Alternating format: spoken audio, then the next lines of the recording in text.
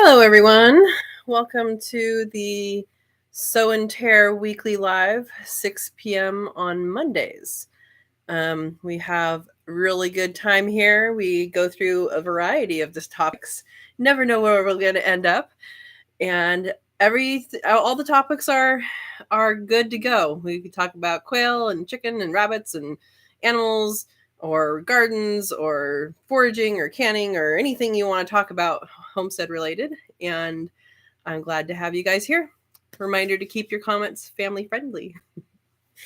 All right, let's get started. All right, hi. Oh, Guidra's got first comment. It says, "Good evening, everyone." Hi, Guidros. Hi, Verna. Jesse's. Hi, Jesse. Yeah, she. I don't know who was on there. They and but thank you. And oh, Verna says she had to answer a call. Can't ignore. Yep, sometimes that happens. How are the Cavi going, Verna? Do you think your little ones have false pregnancies like my rabbits appear to have? Hey, PJ. PJ says, "Hey, all." Linda says, "Hey, hi, how are you doing? We're doing good over here. Hope everybody else is doing good too." Oh, okay. Verna says her timer, the Cavi timer says 5 minutes. Oh, what? Oh, I'm late? No, I'm not late. You guys hear me? I'm just talking away. All right. Yeah. Let me know if you can hear me. Guess I should have started with that. Thank you, PJ. James, hi, James from New York. Hi, all. Aaron says hi. Oh, Aaron had to win. They've been waiting for an hour. Aaron, man, you're competitive. Aaron and Jesse are having a first comment contest, and we'll see how long that lasts. Everybody's saying hi. And hello. Lee's Quails, hello. Welcome. Competitive is an understatement. I don't know. Is that that is an understatement sometimes. Oh, you had to refresh. You were on there too long, I guess, huh? So, I wanted to talk briefly. I don't know how many of you guys saw the video from today, but we have saffron. So I was going to go and get a flower to have a prop, but we didn't have any come up today. So maybe next week I'll have a prop for you guys and we can talk about that a little more. But if you guys want to talk about that, let me know if that's interesting to you. We can talk about that now. If not, we can save that conversation for next week. Gary, hi, Gary. It says greetings. Everybody's saying hi. So Gary, I have it on my list of things to do Wednesday to at least film mayonnaise video. I don't know if I'm going to, I don't know when the editing will happen, but I will do that and it will get done. Yay. What zone is saffron?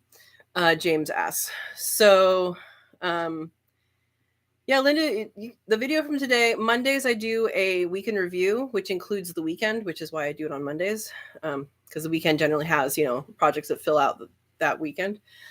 Yeah. And so saffron, I'm not sure exactly what zone it is. I am in zone USDA zone 9B, but you can grow it in a pot. So it's a crocus. So if you can grow crocus where you are, you can grow saffron. And it's just a little bulb. The bulbs are like that big. It looks kind of like a tulip bulb. And they bunch out and they reproduce more bulbs. So they will double, your first year. What I like about them is that that they actually, you can plant them I don't know, a couple weeks probably before it's time for them to bloom, and you'll still get a flower because it is like a tulip. You know, it does hold that energy in there, and then goes up and produces a flower. So yeah, it is. You can grow anywhere if you. I think James, you're in New York. I think, did I get that right? I have no idea if that's probably going to be too cold. So crocus in general are known to be like the first ones up in the spring. So like they come through snow and stuff. So I do not know how that works for saffron. Saffron in my region is a fall flowering crocus. So you might try it. Put some in a pot and put some outside and see what happens. And it's pretty awesome to have free saffron once you've paid for it once at the store. We'll get back to that and see what people are saying. Oh, Jesse says just got done helping Loretta carve her pumpkin. You know where that pumpkin guts are going, right? Right to your animals. The quail might have a little hard time swallowing those seeds, but if you give them to chickens will do it. Gary, it's got to be fun working out those videos. Yeah, it's fun. Sometimes I have it planned. Sometimes I'm like, hey, I'm doing this thing. I'm going to film it and find out what happens. But it is something that's constant. And you guys know I put out a lot of content. And that's because I do a lot of things. So I'm not usually looking for things to do for a video. It's more that I have a bunch of video that I need to edit. That's usually what happens. Guidro says, yay for having saffron. I watched a video about it the other day. Seems like so much work for one little orange string. That is exactly why it is so expensive. So saffron and vanilla are the two most expensive spices. And saffron, what happens is it has a 2 to 3 week blooming period. And so one bulb will give you one flower. And then, through the years, that bulb will grow and grow and grow. There'll be multiple bulbs in a bunch. And so that's how you get more saffron. And what it is, I'll show you guys next week. I'll bring a prop. But what it is those strands, we call them strands or saffron strands. That's actually the female reproductive part of the flower. So once you take that away, you don't get any more from that flower. It's not going to regrow. And in fact, the flower only lasts a day or two at most. So what I actually do is I use tweezers and I take that out of the flower and let the rest of the flower stay there. Because in my area, the bees actually really like the pollen. And I've actually caught many bees sleeping inside the saffron. So that was pretty cool to see. And I'm like, okay, I'm going to give you a little habitat. And I just pluck it. What people generally do who raise it for money, which mine is not for money, it's lining my front walk and it's lining 2 areas along the pond in the back, is they'll have a field, and then every morning they'll go out and they'll pick every single flower, put it away, go to work, come home, spend the whole entire evening taking those threads out of the flowers. So now you'll appreciate how expensive saffron is and why it's expensive. Okay, I gotta scroll up.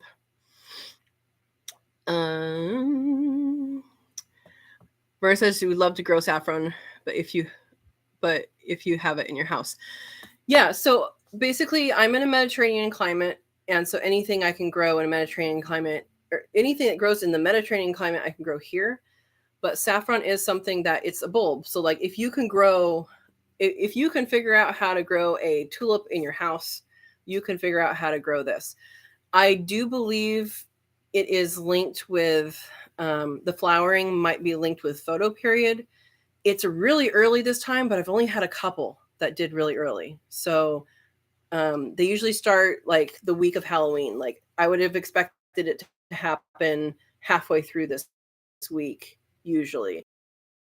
But the harvest period is only 2 weeks from when they start. So my yard, I actually have I guess I have microclimates, so it must be different in the front versus the back, because the front ones usually go first, and then partway through their process, the back ones start, which is interesting.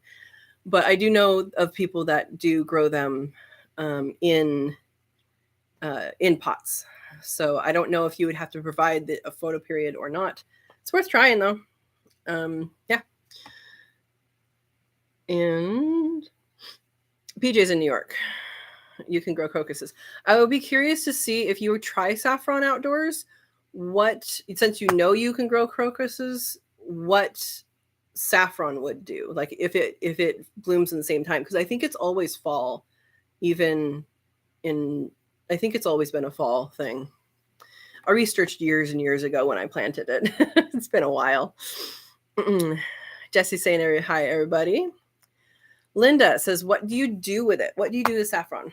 So I did a video, I think it was Sunday's video, that showed challah, which is a bread. I think it's a Jewish bread.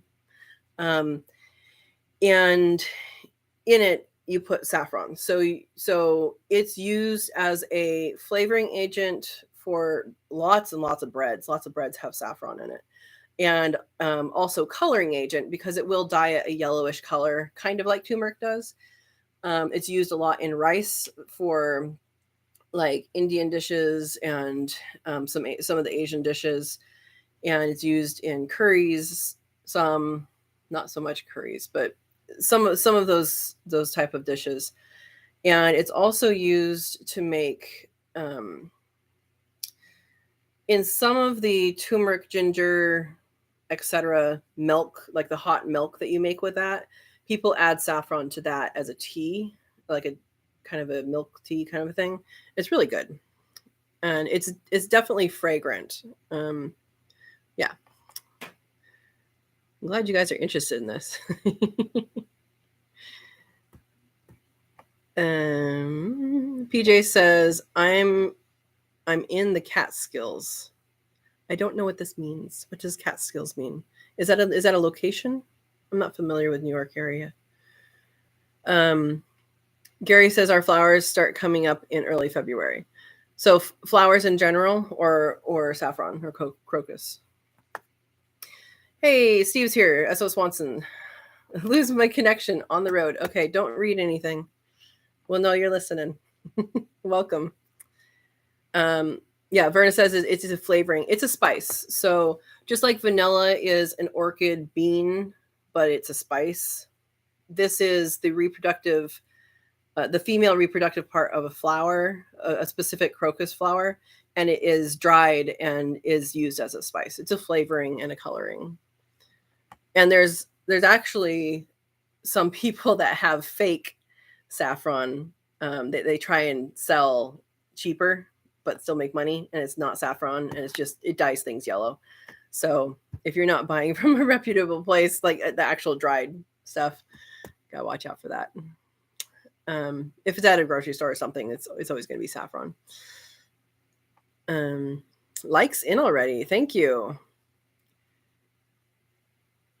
And yeah, Google says saffron is grown commercially in Pennsylvania. So yeah, so you could probably do it. I just would wonder if you try it, let me know what season it comes up in. I'm wondering if it's a different season than where I am. It's worth doing. I got mine. I think it's a website called Dutch Grown. I think that's what it is.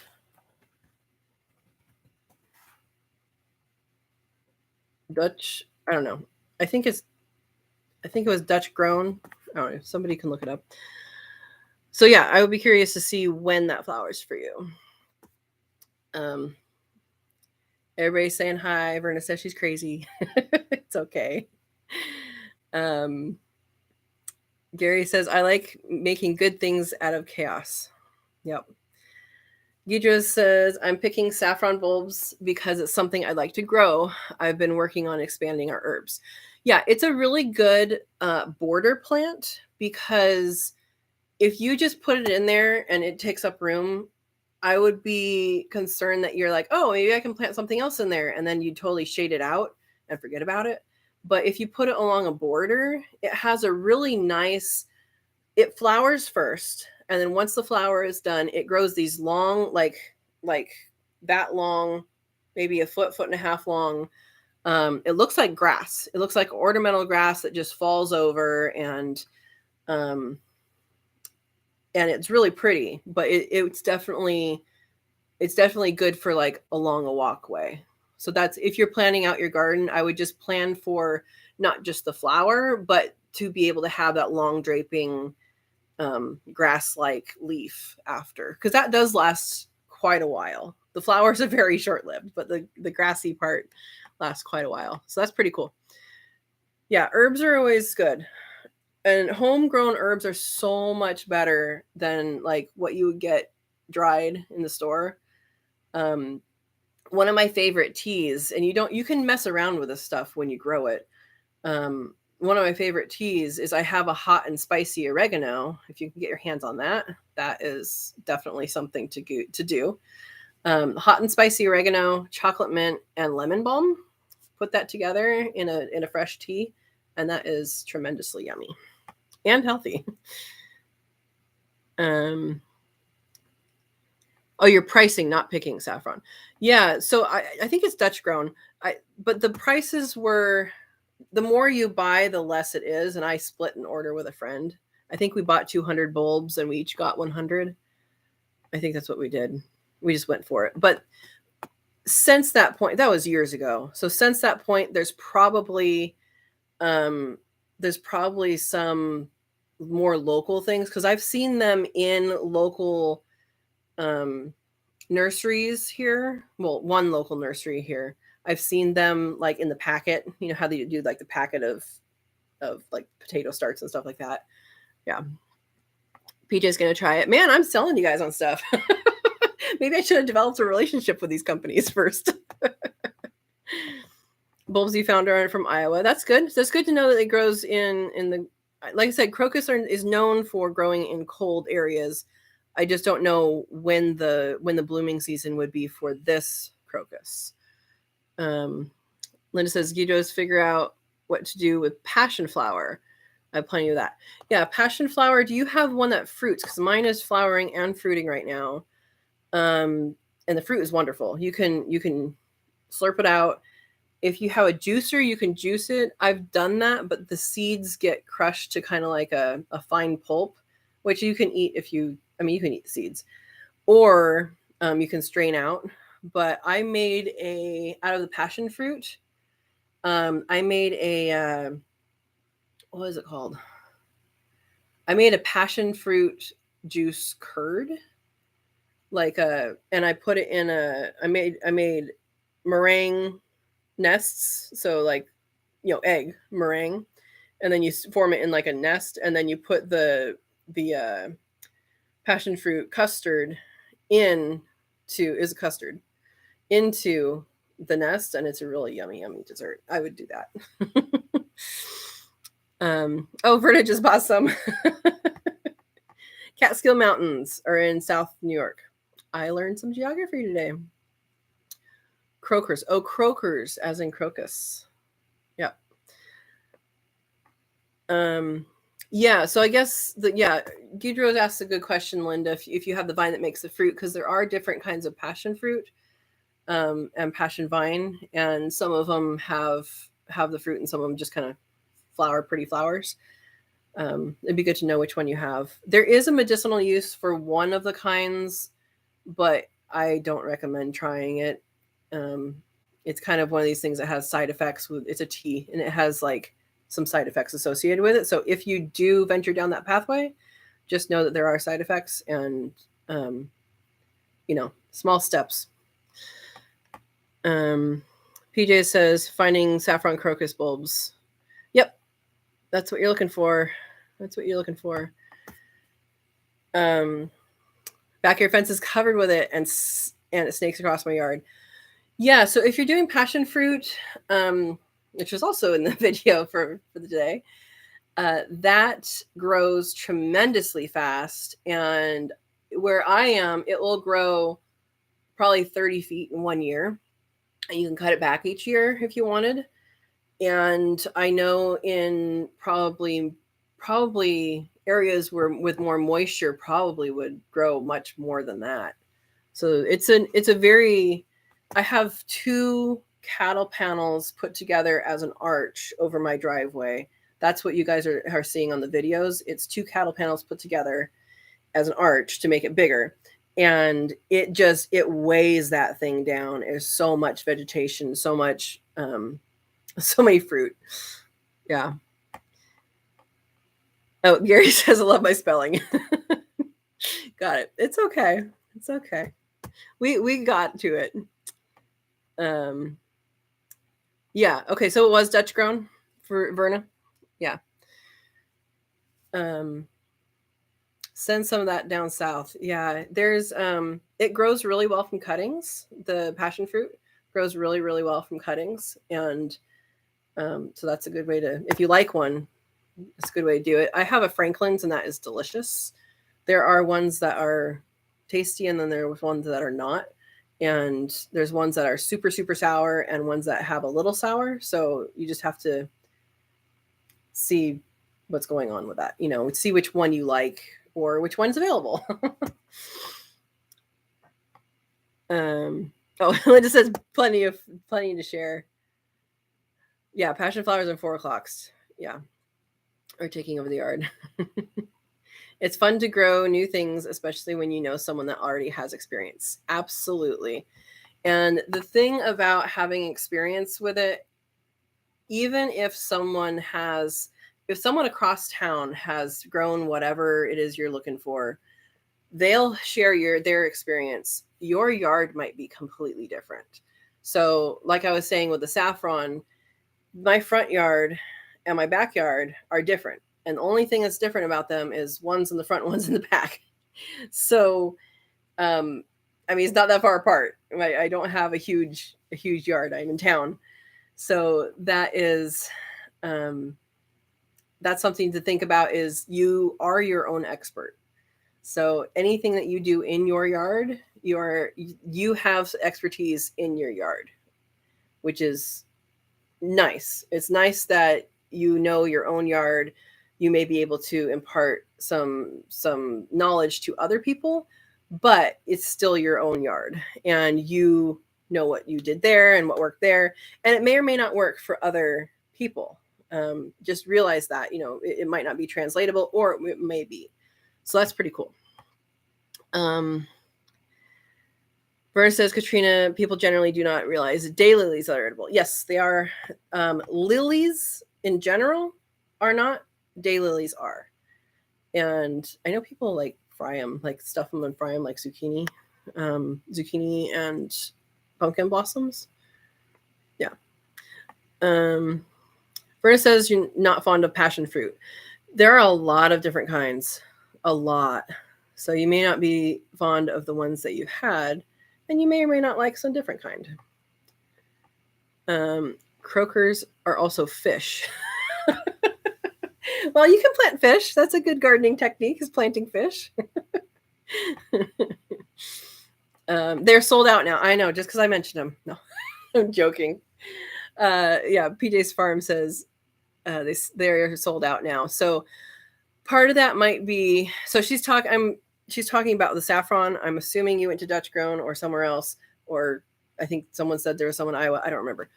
But right now they're in flower. So they're not good. They're likely not going to be right now here. They are in flower. So if it's an area that's flowering right now, they're probably not going to be selling it. But what will happen is after they do that, I think when ours shipped, I think I ordered it early and then it shipped in September. I think that's how I do it. Kind of like how they do garlic, where you order it and then you may forget about it and then you have a surprise package later. I think that's how they do that when they ship it, for timing of planting. Yeah.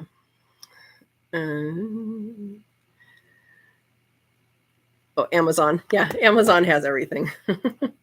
Hi, Witch Doctor. How are you? It's late. What made it? That's okay. We're pretty much discussing saffron and passion fruit right now.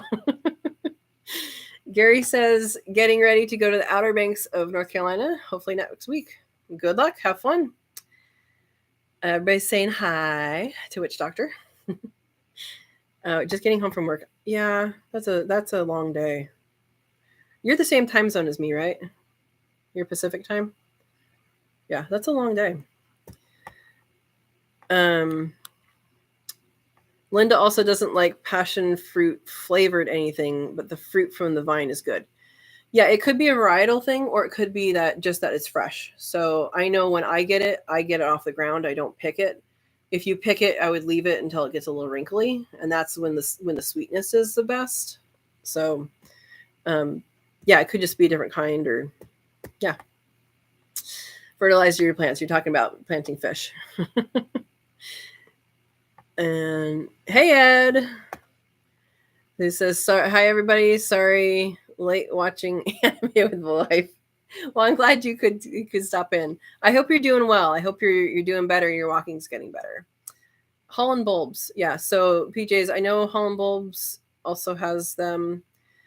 I think I looked them up when it was a price point thing where I got mine.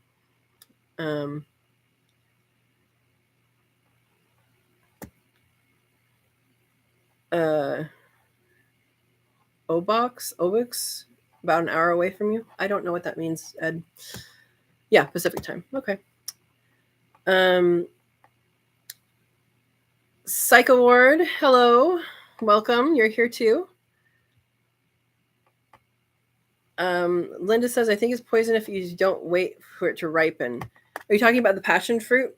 I don't know if it's poisonous or not, but I wouldn't imagine it would taste very good. I know that, like I said, the flower has some, the flower medicinally has some side effects, so that may go into the fruit. I have no idea. Something someone else can research. Everybody's saying hi. Oh, Verna says, yes, ones I got tasted like lemon, commercial flavoring of lemon. Interesting. Ed says, doing much, much, much better. You're welcome. Yeah, I'm glad you're doing good. Manuel's here. Hello. He's not here, but he's somewhere. You're back again. Okay. Hi, Steve. Again. OBX is abbreviation for the Outer Banks. Oh, of North Carolina. Got it, Ed. Cool. Oh, Manuel says, just checking in, making sure you guys are around. Yes, we're still here. Everybody's saying hi.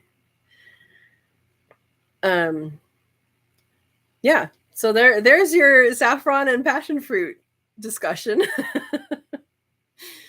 I'm always excited for the saffron time. It does take a while to collect, especially the way I do it with tweezers, to do that, to let the bees sleep inside the flowers, which is nice. But what I do is that I pluck them, and I have these little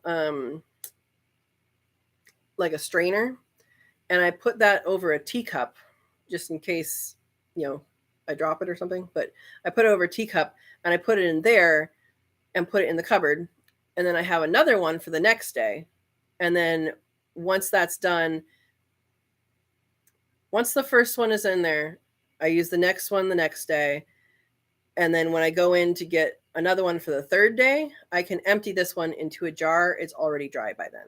I don't know that would work with humid areas, but we are quite dry here. So that's how I dry it, and that's how I store it, is just in a mason jar.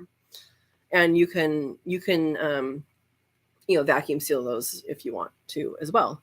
And the other good thing about using it is that you can actually, when something calls for saffron, and you're like, oh, a pinch of saffron, what does that mean?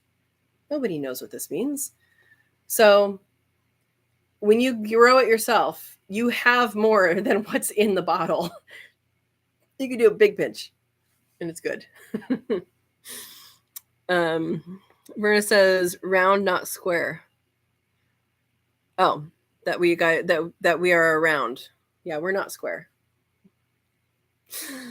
Verna says, freeze dryer does wonders. Yeah. I must have missed something above. Did you guys freeze dry something the same?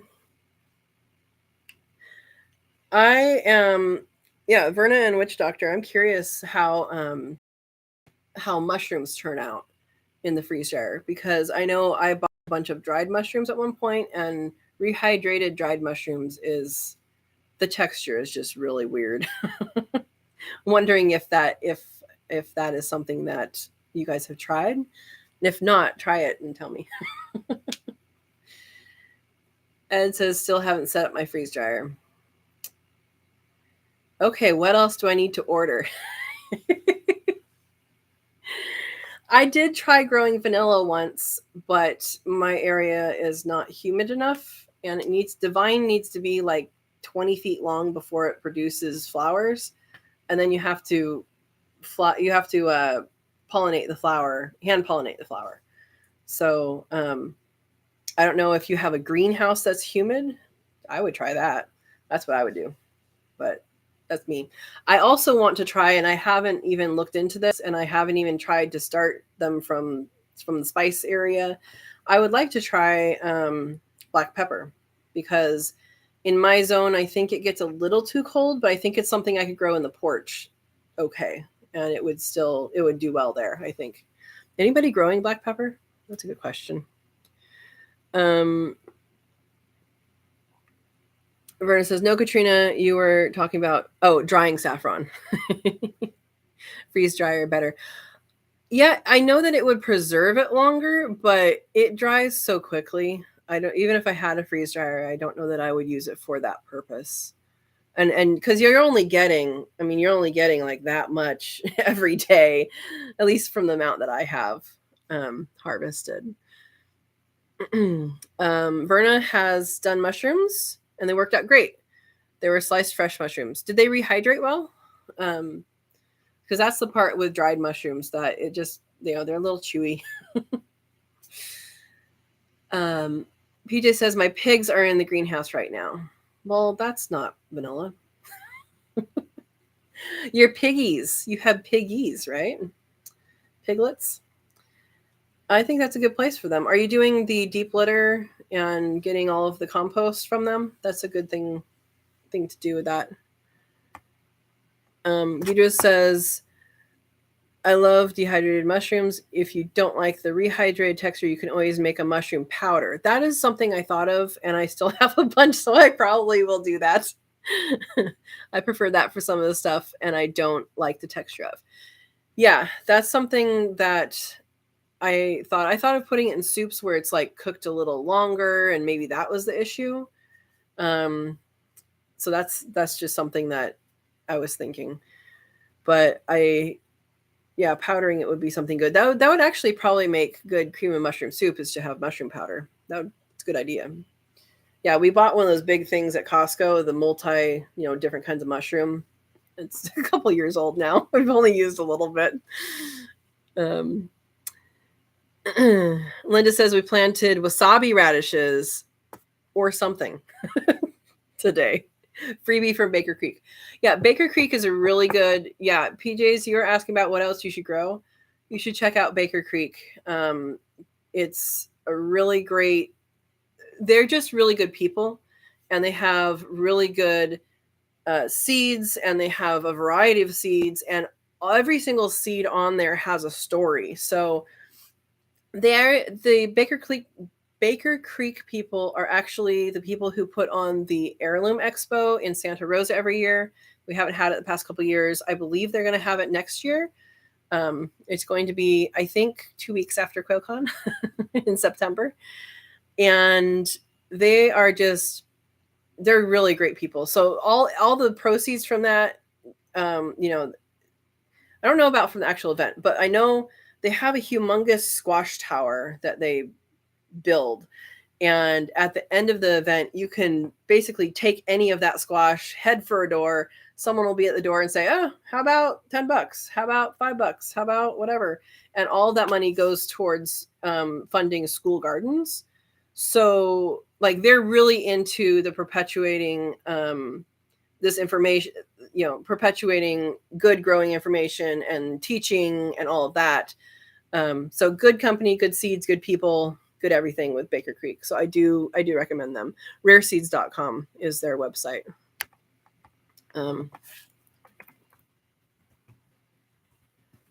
Yeah, that's their website. I know that one. Yeah, good luck. Good luck with those. I know I have not planted that type, but I know that they have good seeds. Gary says, hope you all have a great night. Gotta go. Enjoyed listening. Till next time. Take care from North Carolina. Thank you for joining us, Gary. And I'll get you that mayonnaise video. Verna says, here is too humid. I would just put a little in with other things. Yeah. So you're talking about putting herbs basically in the, saffron or other herbs in the freeze dryer instead because of it being too humid. Yeah. Yeah, you don't want that to mold. You don't want to buy a spice that's supposed to be expensive in the store and then have it all mold. That would be terrible. Aaron says, Linda, I love wasabi radishes. I have not grown those. I might have seeds for them. I have so many seeds, guys. And maybe I'll actually plant a fall garden now because I don't know. Maybe it won't be 90 again. It was 90 this past week, and then last night it was supposed to. We had a frost advisory. It didn't frost. It got down to 40, but it didn't frost. So it was. I'm like, okay, are we going back up to 90? Because I don't want to plant something and then have it bolt. And the only thing that has come up naturally in the yard so far is celery, and it came up in the pathway. So. That's generally what I go by is if something's coming up that I will be planting or in the same genre of something that I will be planting, then I'll be like, oh, I should have planted that a couple weeks ago. But that hasn't happened yet. So that's what I use as a gauge. Anybody else do that?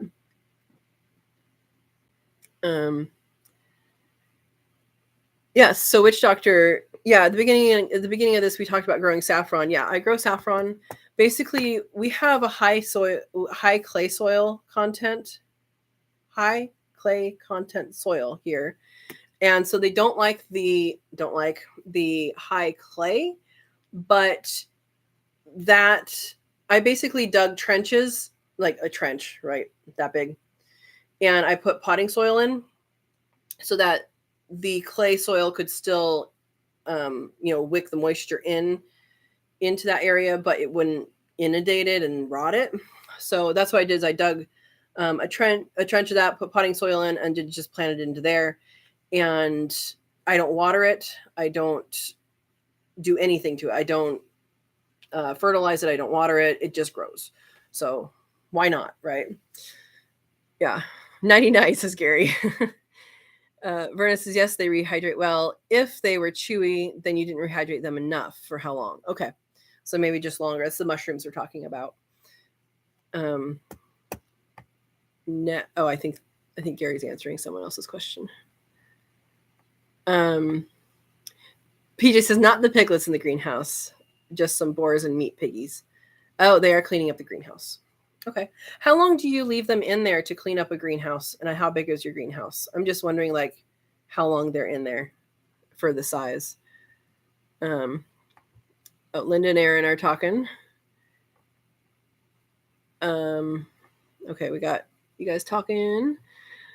Verna says, living traditions. I think 1 year grew some plants for seeds. Yes, they grew a couple different things. I think that was like a couple years ago. I remember when they did that because I've been watching them for a while.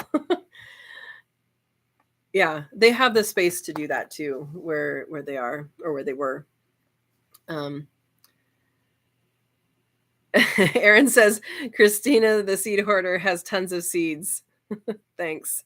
If you're going to hoard something, might as well give you food. And seeds last longer than, seeds have a date on it. That's just the lot date. And it's not like you have to use those seeds by that date. So please don't throw seeds away. As time goes by, they're going to get less and less fertile, but you're still going to get some stuff most of the time. I know at the Heirloom Expo, there was a seed exchange quite a few years ago, and somebody had seeds that were like 60 years old, and they they were sharing them, and they had sprouted. So that was lettuce seeds, and so that was pretty cool. I mean, it wasn't a great sprout, it wasn't a great rate, but they survived, you know. Gary says, I hear you, I'd got bait. I like going, oh, that's the talking about going out the piers. We go to actual store once a year. Love it there. The Baker Creek. Yeah, they have a store in Petaluma, which is in California. They have a store there as well. And I know one of their main places is in the Midwest somewhere, which you obviously know. Yeah, funny you're still here. Apparently you're not tired, Gary. It's okay. You can stay up with us. PJ says I can't plant a fall garden, it freezes. Yeah, where I am, it's only ever gotten down to about 22 degrees here, and I've lived here since 2013. So it freezes for sure, but it's not like my pond froze over, and you just tap it and it breaks everything, but it doesn't stay frozen the rest of the day. So like if you guys saw my watering video for watering the animals, I don't have any heater set up for water. I don't have any of that because by the time they're 4th-inch hoses, and by the time those will freeze, probably if it hits 22, but then they're going to thaw so quickly in the morning that the animals are going to be fine. So I don't have a hard freeze here.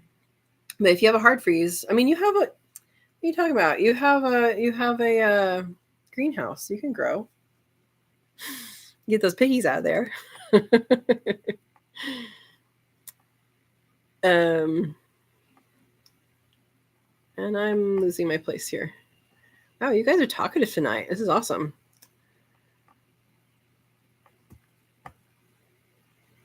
Oh, yes. Steve just said exactly what I just said. Witch Doctor says everyone says this is going to be the year for a very cold winter. Well, it is here in the West. Should finally get to experience fall-like temps.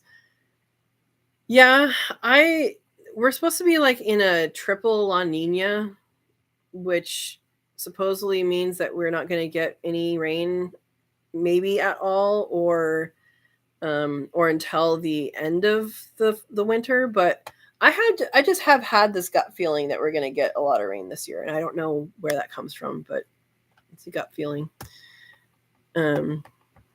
Gary's actually going to go night now. Verna says for quail breasts, they have to rehydrate for at least 2 days. Oh, that's interesting. Is that cooked or raw, Verna? And is there a difference in hydration time? That is interesting that it has to be that long. I wonder if it would be different if you steamed it, like in a steamer basket, if it would rehydrate better, worse, quicker. Yeah.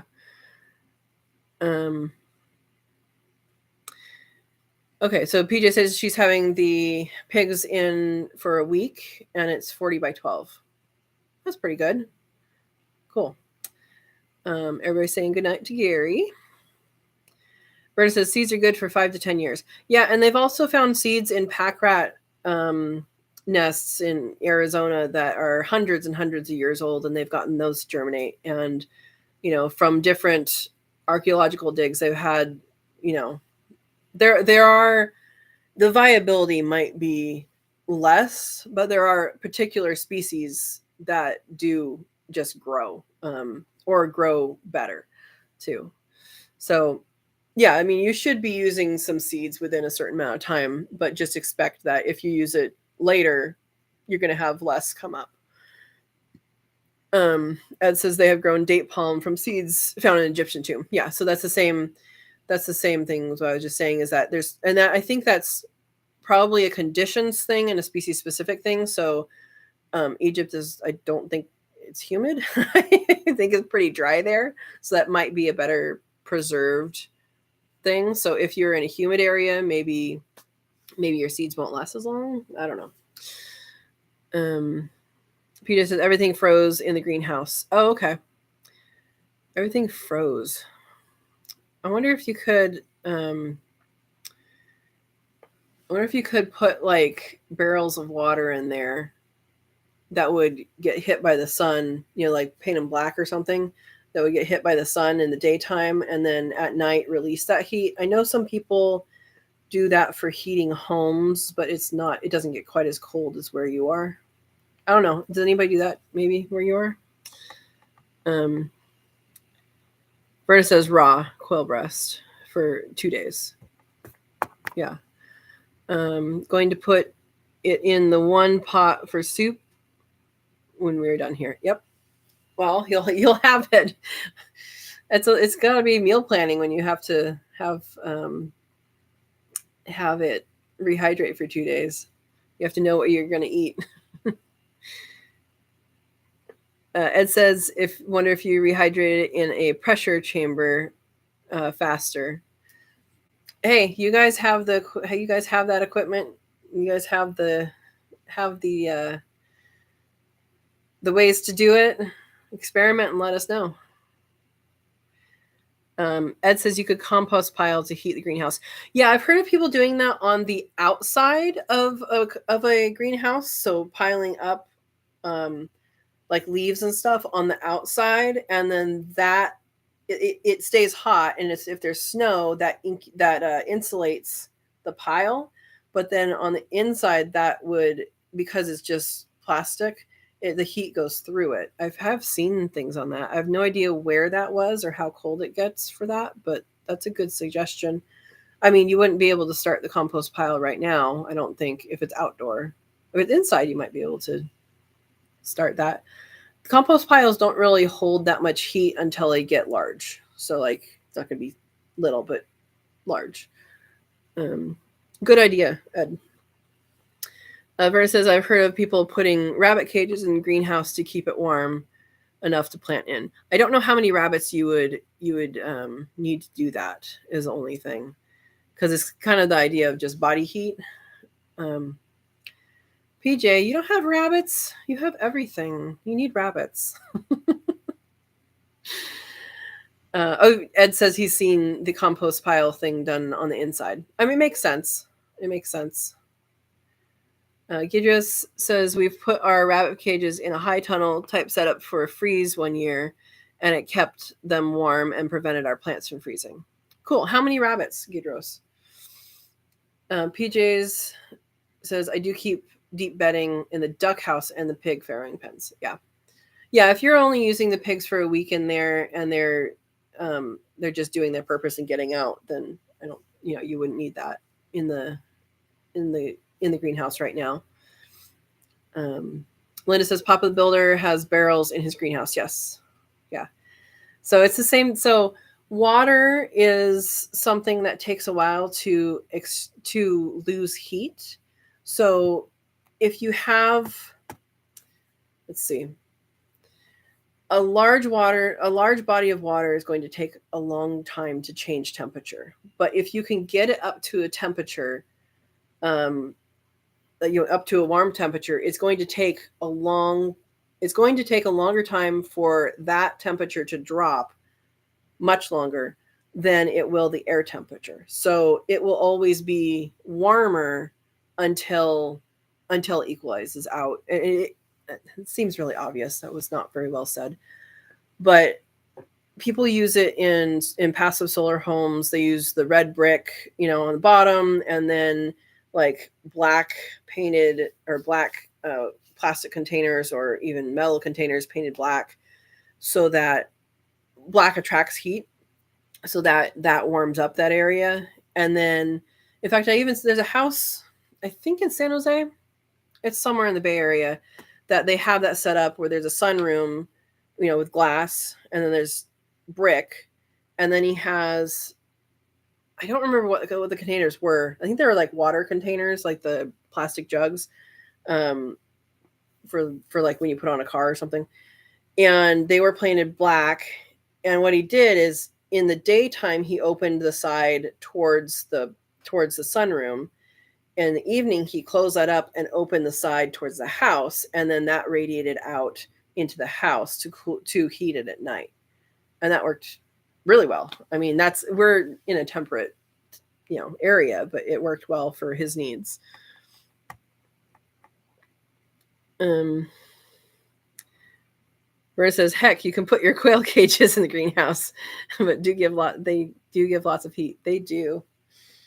Quail in the house. Like you just says, at that time, it was only 6 large meat rabbits. Yeah, I wonder. I mean, obviously they give off a lot of heat, but I wonder. Like, I'm sure somebody's done the math. I don't know. I just find it interesting that you can heat an area so many different ways. You can do passive heating. You can do it with animals. And if you want to, you can do electricity and solar if you have solar.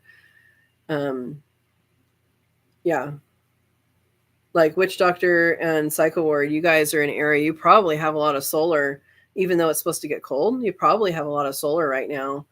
I'm gonna guess just based on where you are, that maybe you could do some solar generated heating. They're in Nevada. So I have solar on my house, but it's also plugged into the grid. So like if we were to have a blackout, it would be a blackout here too. But the batteries are like $17,000, so I didn't feel like I needed to do that. But it is interesting, how much you can just get from the sun when you have those solar panels. Yeah. So Verna says clay pots with tea lights for a little heat. Yeah, there's you can put, what is it? It's the base, and then the these are terracotta that are unglazed, I think. And you can put tea lights, little candles in the base, and then turn the pot upside down, and it has the hole in the top, and that can actually heat. I've used that just as an experiment, not to like needed to, but with that you can use it. Produces a lot of heat, for especially if you have it in a smaller room. Yeah. PJ says I have comfrey started. Yay! I have comfrey in the ground, and I need to do some root divisions. I've never done the root divisions on comfrey. I've done I've taken off babies and stuff off of other plants, but I've never done root divisions for comfrey. I know that if you can just cut a little piece of root and get a comfrey plant, but I need to actually do that. And I think this time, because I ordered some online before and very few of them actually started, I think this time when I do it and harvest my own, I'm going to actually just pot them up and take care of them until they're bigger, and then I can plant them out. I don't know. I'm happy with comfrey because everything eats comfrey. Your quail will love the comfrey. Yeah. Verna says tea lights last 6 hours. Yep. Witch Doctor is planning on growing comfrey too. If you make a salvo of comfrey, it's supposed to be great for pain. Yeah. Manuel got hurt one time, and I made that for him, and he didn't like it because it was pokey. But yeah, the other name for that is called bone knit, as in it knits bone together. And the legend is that it heals faster than anything. But I don't know. I know there is some science behind its healing powers, or healing, positive healing. I don't know how much faster or what exactly it helps, but it's supposed to help bruises and bones, I think. Yeah. PJ says I bought cuttings and planted in pots, but don't know where I want to plant them yet. PJs, do you know if it's the one that has seeds or if it's the one that doesn't have seeds? Because that might tell you where. There is one type that is highly invasive. That's the one with seeds. And then there's one type that does not grow seeds. And so that just think about those things when you think about where to put them. And you do cut the plant completely down. You can do that. Cut it completely down. Just have little nubs and then go from there. And you can do that a few times a season, and it'll just regrow. Yeah.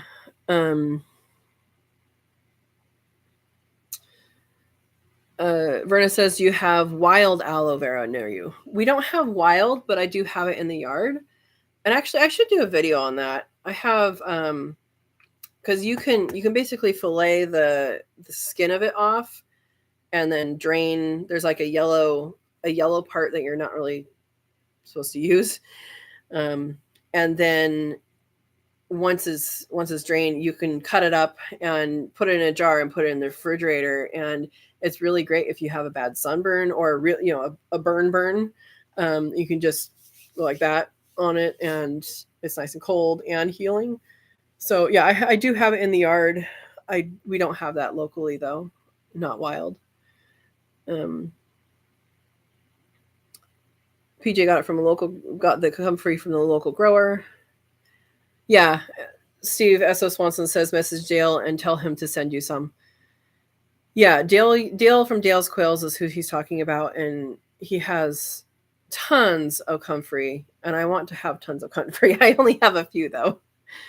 But I think he sells it too, right? Doesn't he actually sell it?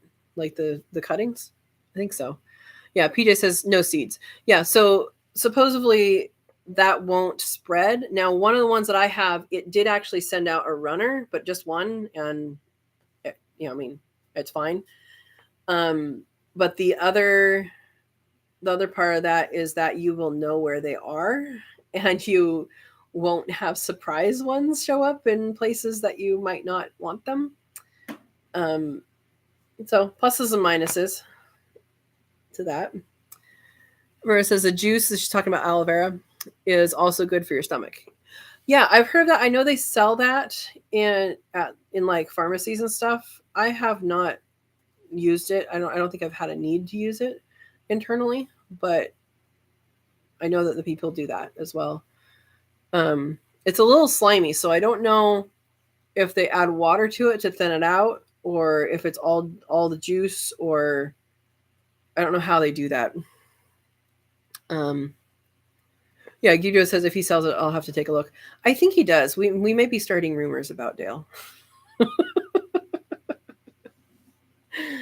PJ says I need to get my garlic in. Yes, I have garlic from last year that I'm going to replant in my area. That's done in November, so we're coming up on that, and I probably could do it now. I know Verna says that she's already planted hers and it's already coming up.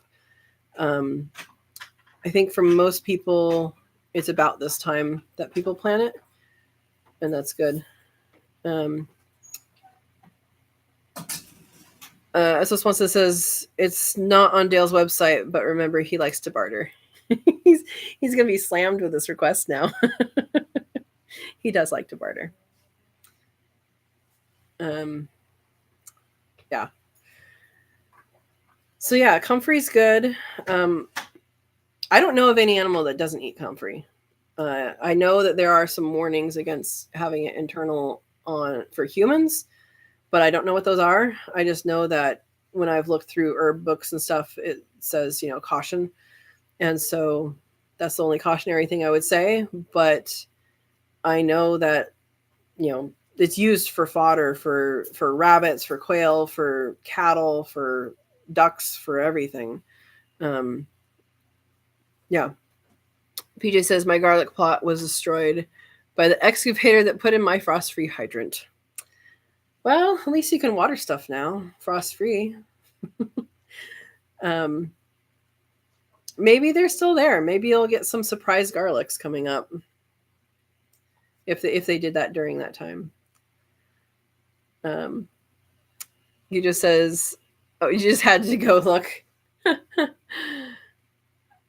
Yeah, I know. Dale talks about comfrey, with feeding ducks a lot. So, yeah. Yeah, PJs, exactly. No hauling water from the house anymore. Fixing your water systems so that they are easy on you makes everything better. When I finally did the automatic water, I have 2 systems of automatic water right now. One is for the 2 rabbits, the 2 does. Let's see.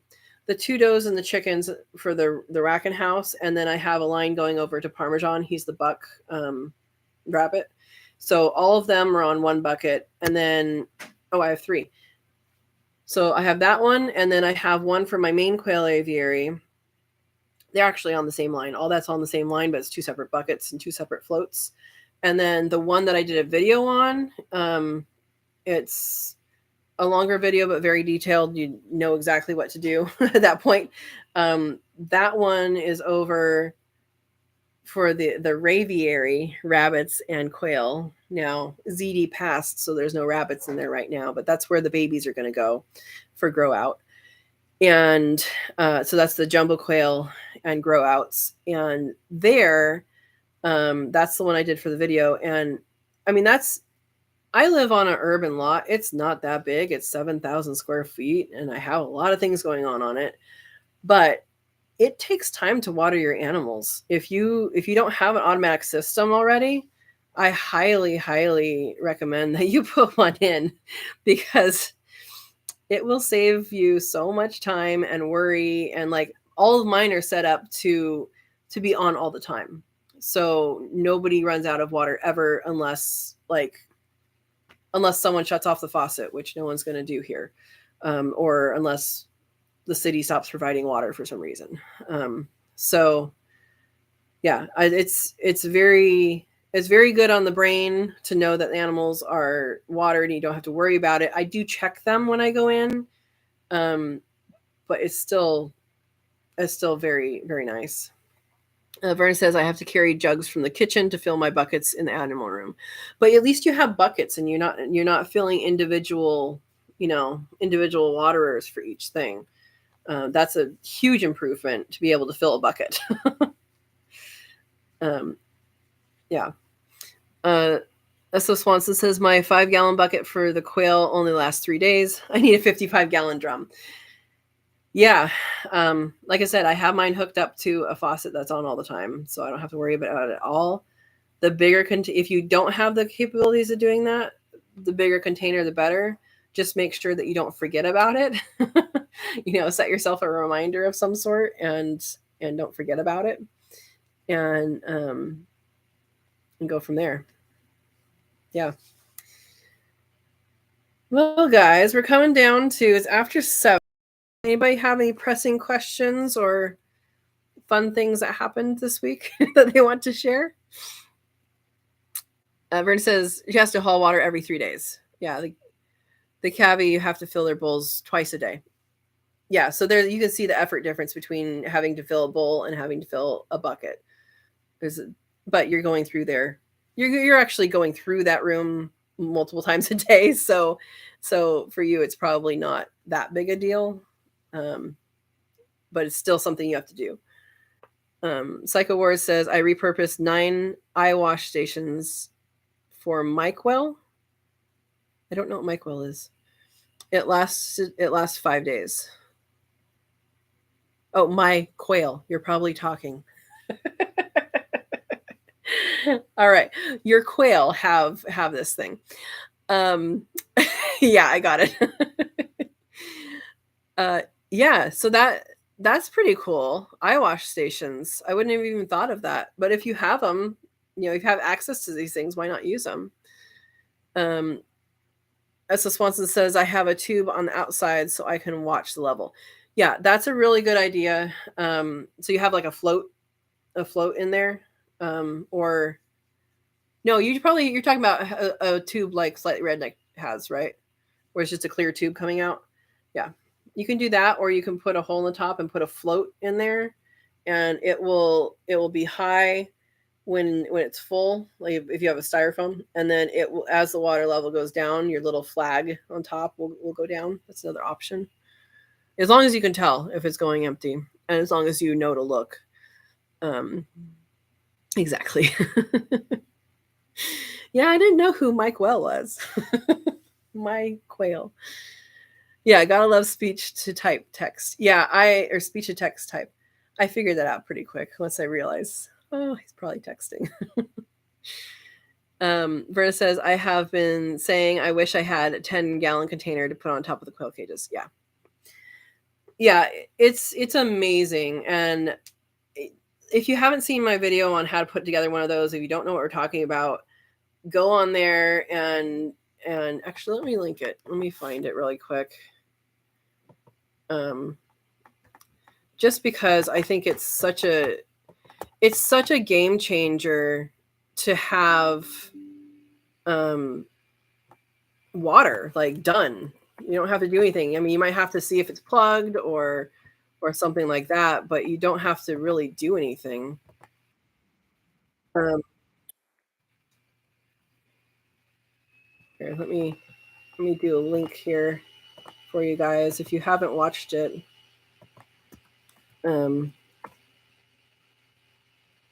that's the water link. Yeah. Jesse says good night. Oh, did Ed say good night? Oh, I'll hook it in the garden hose this spring. I have a float to cut off flow. No water hose in the winter. Yeah, winter makes things tough. Ed says, well, you'll have a great night. Need to eat a can of mushrooms. Oh, I'm having for dinner fake butter, fake salt. Yeah, I'm sorry. I hope you find some better recipes than a can of mushroom. But thanks for stopping by.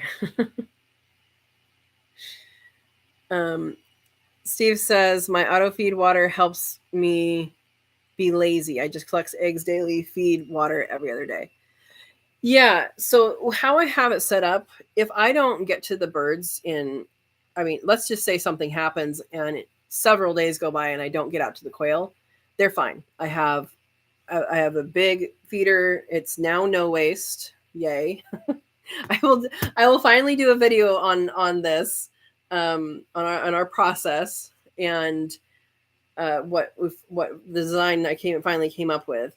And so it's huge and they don't go through it for many days, and then the water's on all the time. So if I needed to be gone, really all I would have to have someone do is feed the rabbits. And if I really needed to be gone like a lot, I could, as long as they're not pregnant or not, as long as they don't not lactating and they don't need a whole lot of food, and they don't have babies that need a whole lot of food, I can just fill up their things, their food, their J feeders, and I would be able to leave for a couple days if I needed to. I have awesome neighbors that help with animals if I'm gone, but if something were to happen that I just needed to get out and someone couldn't come for a couple days, I would be able to do that with my animals, and it's a really good thing to have in your mind for that.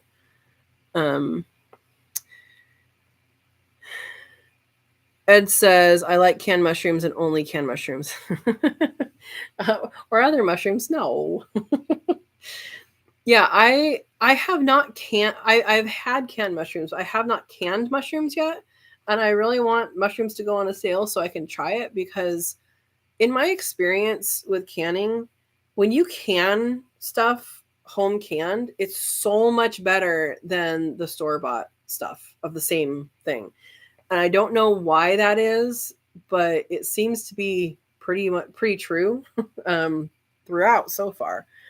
I mean, I did a canning night. I don't remember what day it was last week, but after work, I ended up with, I don't know, what is it, 30 something jars of food? I don't remember. It's on the table still. I haven't washed it and put it away yet. But it's all good to can.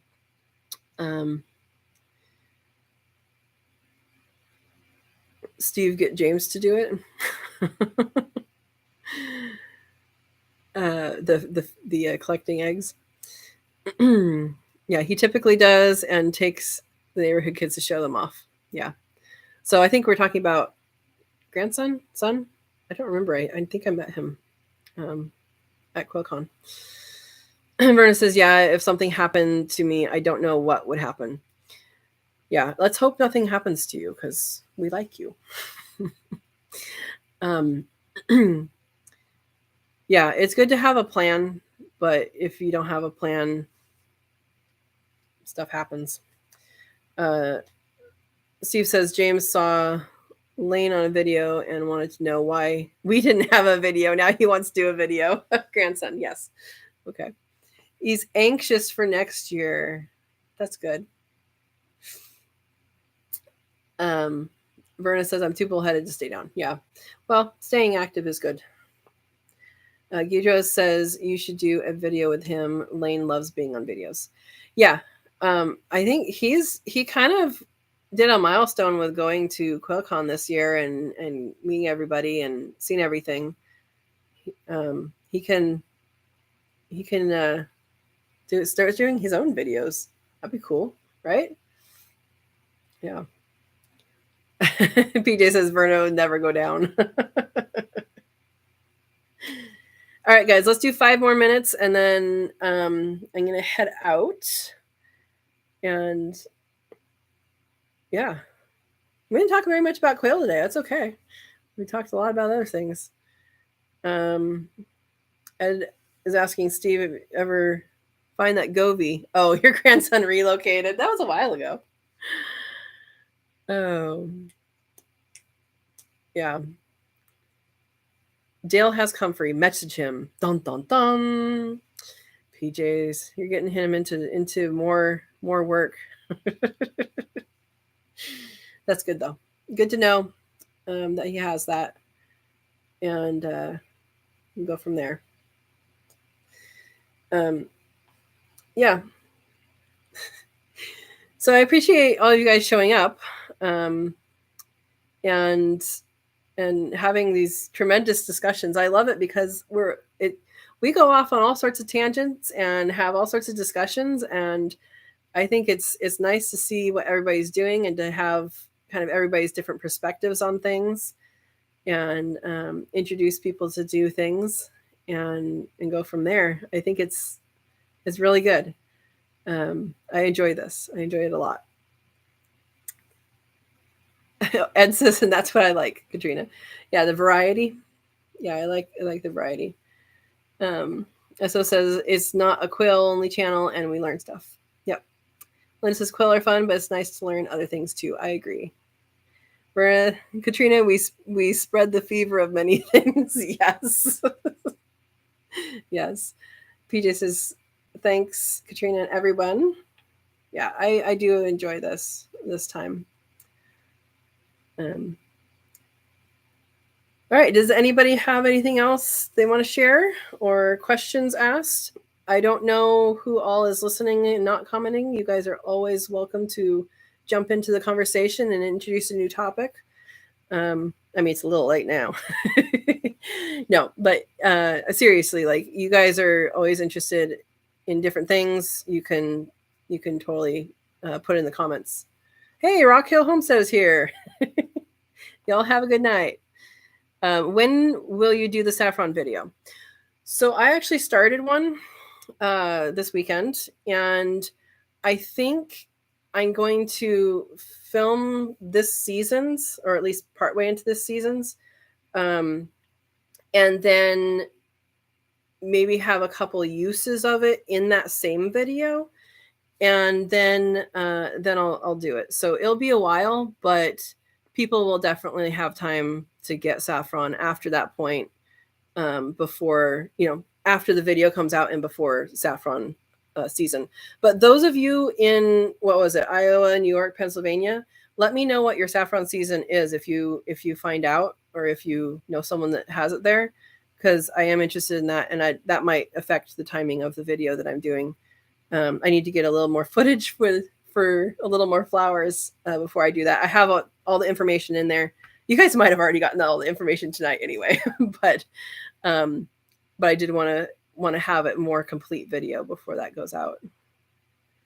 Yeah, they grow it in Iowa, so that's why I'm saying, like, when the season is. Yeah. Someone shorted a like because 2 of them are mine. Aw. Thanks, Steve. It's okay. Maybe today wasn't the day. Maybe next Monday will be the day. Next Monday's Halloween. I will be here. I hope all of you are here. Maybe it's I don't know. Go trick-or-treating with your kid if you have kids. I don't have kids. I'm gonna be here. Yeah. PJ says, according to Holland Bulb, it's fall in 5B zone. So it's fall everywhere. That's what I had remembered. That's what I thought I remembered from when I did my research. But I don't know, like, yeah, so fall is pretty much here already for this season. Jesse says, are you going live next week for Halloween? Oh, yes. Earbuds trick-or-treating. Yes, I will be here. Same bat time, same bat channel. And yeah, I'll be here. Vernon says, kids don't come to this building. Sometimes apartment buildings are ones that lots of kids come to. Sometimes kids don't, and sometimes people just can't get in the building, so they don't go. Ed says, sorry, forgot my like fixed. Thanks, Ed. Which doctor says we gotta kidnap a kid this year. No one wants to give adults candy, and it's just weird if you don't have a kid. Yes, which doctor? I have a friend. Maybe if he's watching. I didn't tell you this. I have a friend that has collected like Taco Bell packets, and for adults he gives them instead of candy. Which I think is great because people just want to hear a thud in the bag. Anyway, sorry if that was too much there. Ed says I turn off my lights. Yeah, PJ. I treat adults too.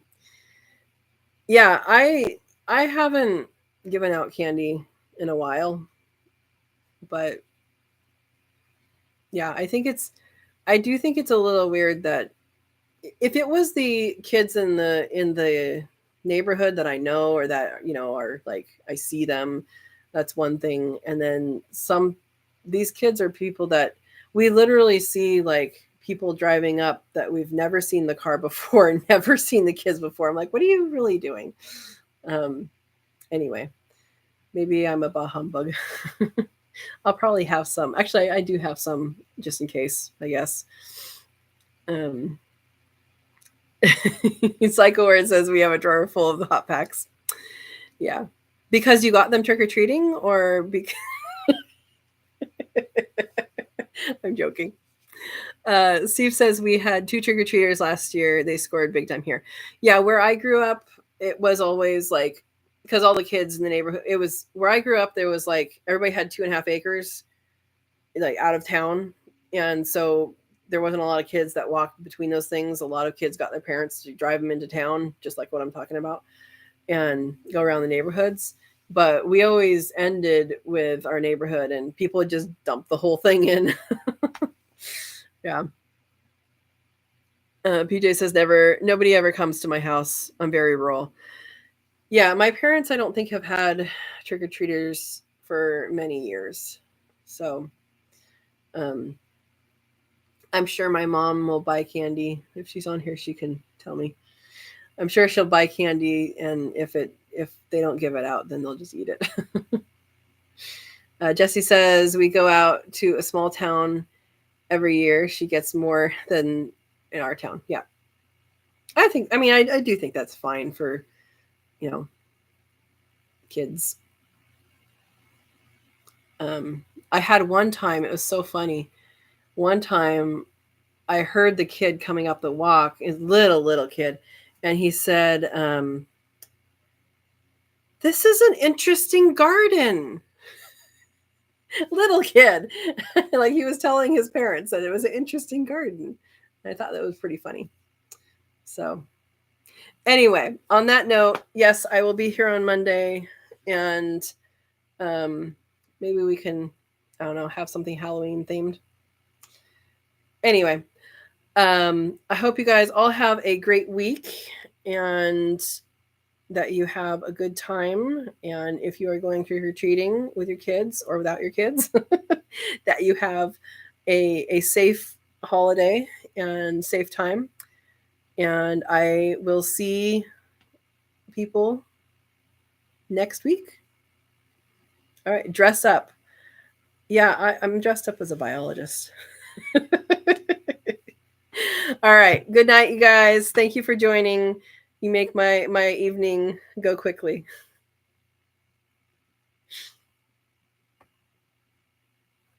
Good night.